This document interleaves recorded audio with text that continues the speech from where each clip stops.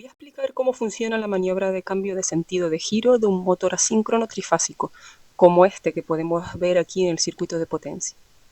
Primero veremos la maniobra en la que es necesario parar el motor antes de cambiar de sentido de giro, y luego veremos el esquema para la maniobra en la que no es necesario parar el motor para provocar el cambio de sentido de giro.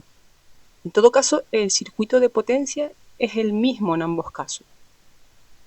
En este circuito de potencia tenemos nuestras tres líneas, porque estamos en un sistema trifásico, un diferencial o disyuntor, un contactor al que llamaremos Km1, otro contactor al que llamaremos Km2, un guardamotor y nuestro motor.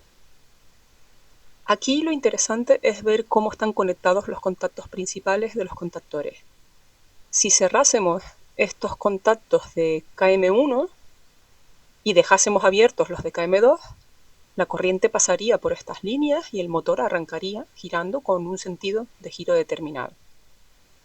La maniobra de cambio de sentido de giro se realiza intercambiando dos fases del motor, y eso es de lo que se va a encargar el contactor Km2.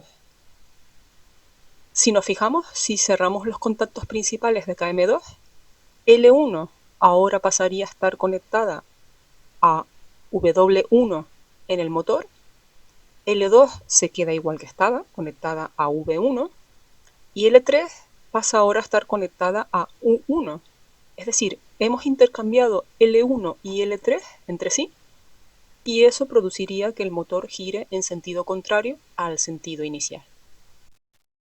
Ahora vamos a ver cómo es la maniobra en el circuito de control.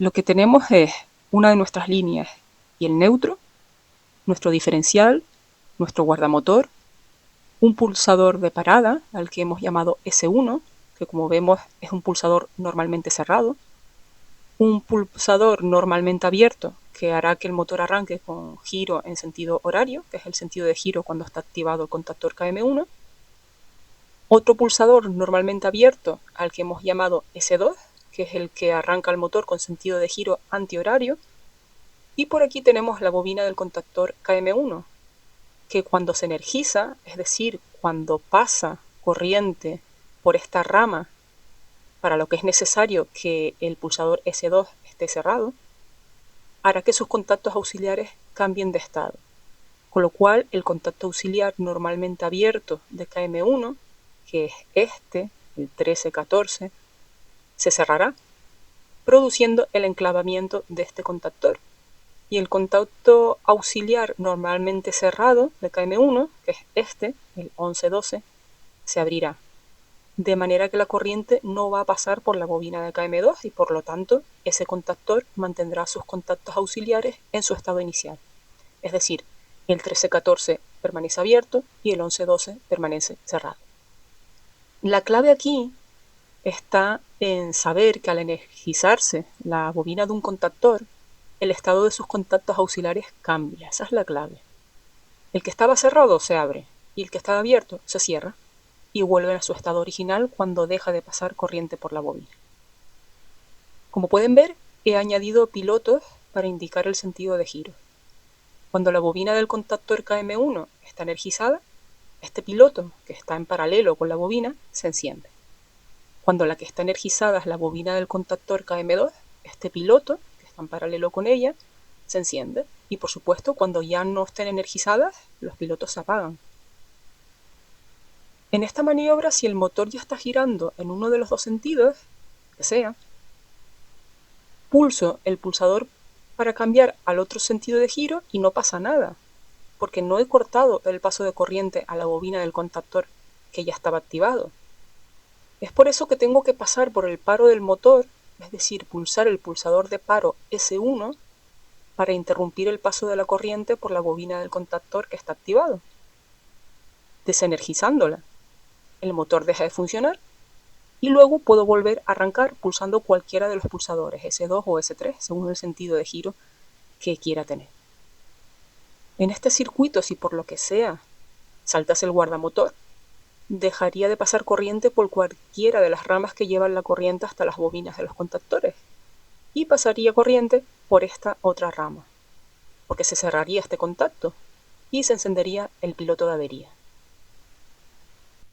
Ahora vamos a ver una maniobra similar, pero en la que no hace falta pasar por la parada del motor para poder cambiar su sentido de giro. El circuito de potencia, como comenté al principio de este vídeo, es el mismo y la única diferencia la encontramos en el circuito de control, donde ahora los pulsadores de marcha en cualquiera de los dos sentidos, S2 y S3, tienen dos contactos cada uno. Cada uno tiene un contacto normalmente abierto y un contacto normalmente cerrado. Es lo que se llama pulsador de doble cámara. Para que sea más fácil ver la diferencia con el circuito de control que vimos antes, he añadido aquí los nuevos contactos, que serían contactos normalmente cerrados, porque los que teníamos antes eran los contactos normalmente abiertos. Como ven, en esta rama añadí un contacto normalmente cerrado del pulsador S3. Esto hace que si yo arranco el motor en sentido, por ejemplo, horario, pulsando S2, el contacto 11-12 de S3 permanece cerrado.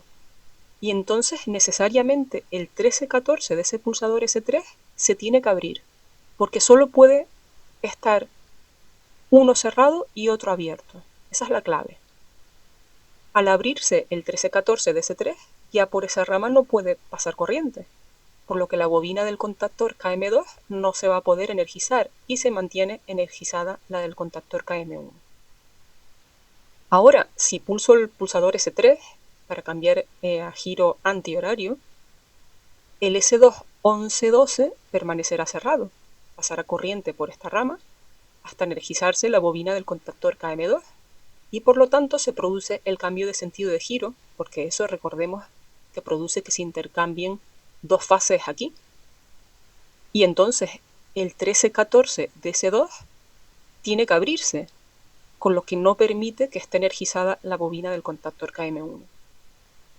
Por supuesto podemos mantener nuestro botón de paro, S1, y vemos que si lo pulsamos se detiene el paso de la corriente por estas ramas y las bobinas se desenergizan, con lo cual no está activo ninguno de los contactores y el motor se para.